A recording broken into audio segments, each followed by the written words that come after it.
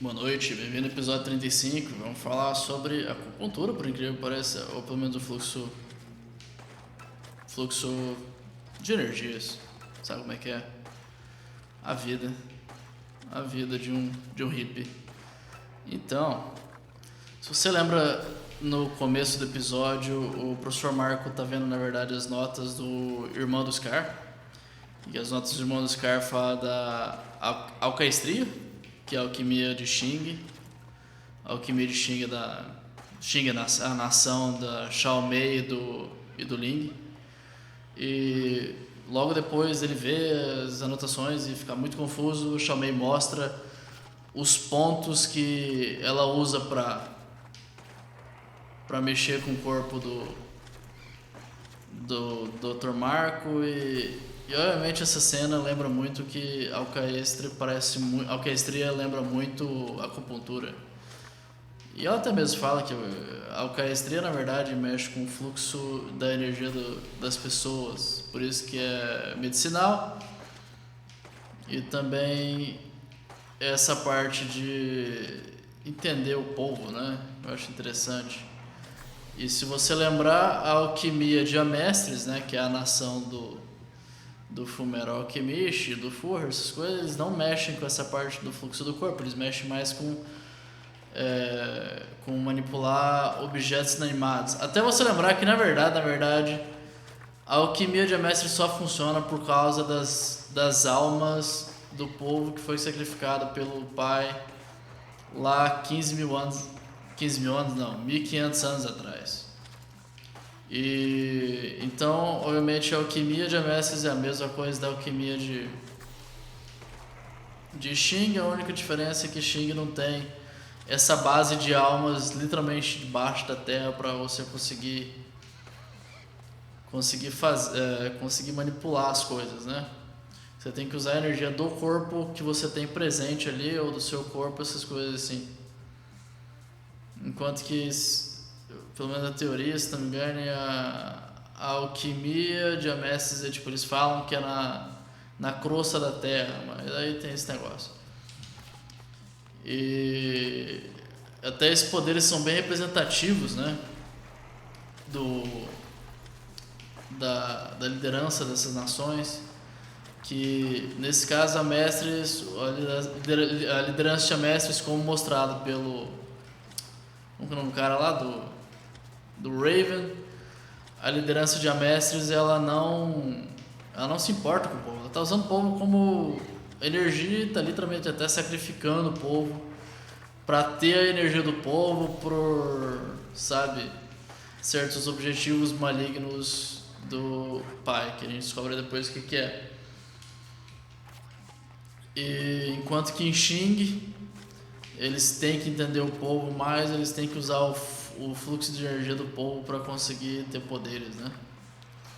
E obviamente, assim, trazendo para o mundo real, pelo que eu entendo, é meio que a Mestres representando o Japão, pelo menos o Japão talvez pré Segunda Guerra Mundial, e o Japão e a China, né, sendo Xing. E para quem entende bem a história do Japão, até principalmente pré-Guerra Mundial, durante a Guerra Mundial, a Segunda Guerra Mundial, o Japão estava literalmente sacrificando o povo com os kamikazes, né? Então isso realmente tem uma repercussão boa no que realmente aconteceu na Segunda Guerra Mundial e como o anime está representando o Japão. Enquanto que se a gente entender um pouquinho a história da China, né? A gente entende que a China sempre foi muito caótica politicamente. E até que o Ling, né, representa esse caos, porque ele e a Shao Mei, na verdade, foram para Mestres, para representar o clã deles e para ter a vida eterna, para conseguirem recuperar o poder e serem os reis de novo, né? Então isso só mostra como a transição de poder sempre foi muito complicada e realmente foi na China. E obviamente a China tem 1 bilhão de pessoas, né? Literalmente, isso não é um exagero. E isso também forçou a China a entender a população, ou pelo menos a humanidade. Até por isso que um lugar como a China deu a origem a grandes livros, né, como A Arte da Guerra e outros também, com certeza, que a China nunca outros sobre governança que a China com certeza não traduziu, e eu não sei chinês para ter certeza, mas assim, pela história maluca deles e pelo que eles devem ter aprendido com tudo isso, eles com certeza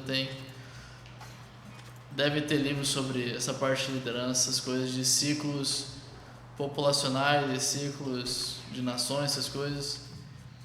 E até podemos vir até uma outra discussão em que a China, na verdade, mesmo com todos esse caos político, ela meio que segue, vai pra frente, e talvez ela pode até se ver como uma nação civilização, e não importa muito bem o estado que está governando. E isso até é uma outra discussão que eu vou falar em outro episódio, né? Enquanto que o Japão, nós podemos até ter teorias que a liderança do Japão realmente é plausível, que a liderança do Japão não se importe tanto com o povo, que pelo menos a fama que o Japão tem, e provavelmente é verdade, é que o Japão é um povo muito de honra e muito de hierarquia, e é um povo muito subserviente, que respeita muito a liderança. E obviamente quando você tem uma população que respeita muito a liderança e não questiona muito a liderança, faz com que a liderança obviamente pare de pensar no povo, né? Então tem que ter um balanço entre uma população em que tem um certo respeito às leis, mas ao mesmo tempo tem um certo espaço para desafiar essa liderança. E eu imagino que o Japão, pelo menos até pelo tamanho da ilha, o tamanho da população, eles não têm esse espaço para conseguir desafiar a liderança. Enquanto que a China, bom, é um caos.